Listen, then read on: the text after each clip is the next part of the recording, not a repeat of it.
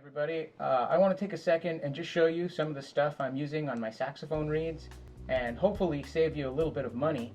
There are some great products out there that I really love but are just kind of a little bit expensive, and I found some nice cheap alternatives, and I think they do the same thing, and I want to show you what I'm doing, and then you can share your opinion in the comments below.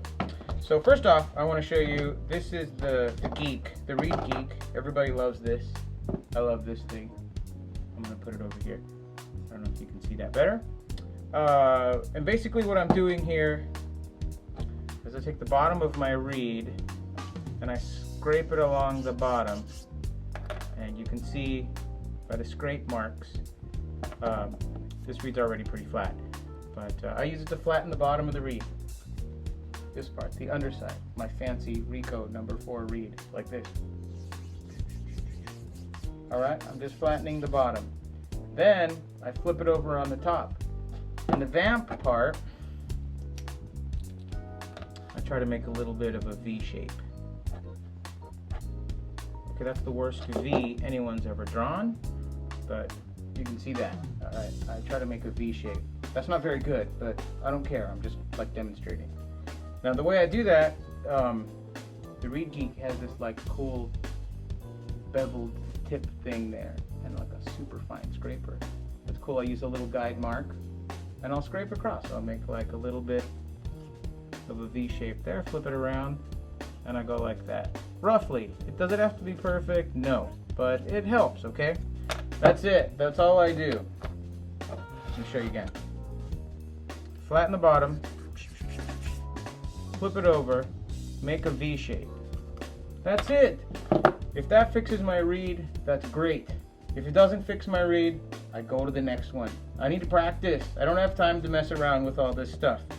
So given those 2 moves that I do, this is the Butterfield thing that everybody's talking about. Oh, I gotta show you this. I keep my Reed Geek in a very fancy case. It's smaller than the regular Reed Geek case, and it's tight inside my sax case. I'm pretty hard up for room. So any little extra room I can get. So I like the crazy glue case. It's very fancy, I know. Case. This is the Union Butterfield one. Hope you can see that. I don't know how my angles are looking. Where's the Geek? So here's the Geek. You can see they're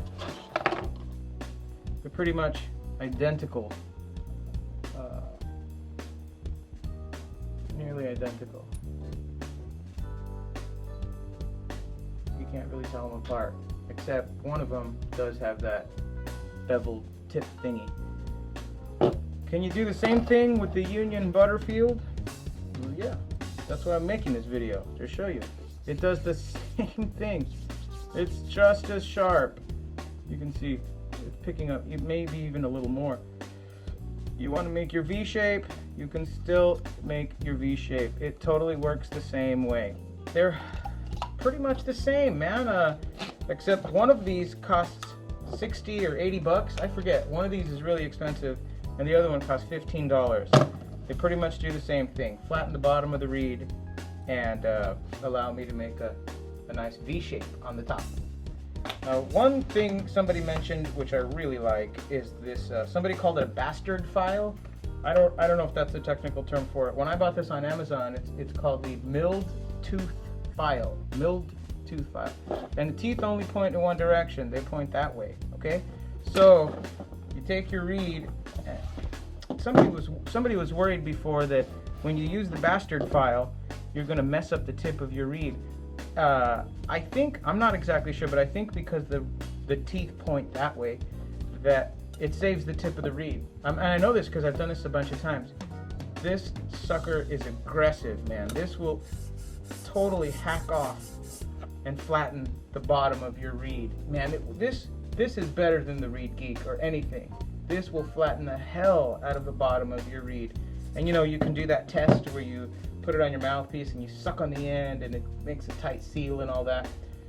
This guy, this is a madman. This will do that for you. Now, if you point the teeth the other way, I think that will shred some of your tip, but honestly, I haven't noticed that either. Sometimes I don't even care which direction it's going in. But if you're careful, it just scrapes the heck It's way more aggressive, and it flattens the bottom of the reed. Now obviously I can't use this to scrape a V shape out of, well, maybe I could, I don't know. It's just really cumbersome as hell. And I saw on a website somewhere, someone cut one of these in half and is selling these for like 50 or 60 bucks, but it's got a nice handle on it. I guess that's an option. I can't remember right now how much this cost. I think it was 15 bucks on Amazon, and this thing is killer. But I leave it at home because it's freaking big. Okay, who wants to take this sucker to all your gigs? So that's it. These three guys. I keep it in this little bag. I used to take it on gigs. I don't anymore. The Union Butterfield, the Reed Geek in the Crazy Glue case, and the Bastard file, or the milled tooth file.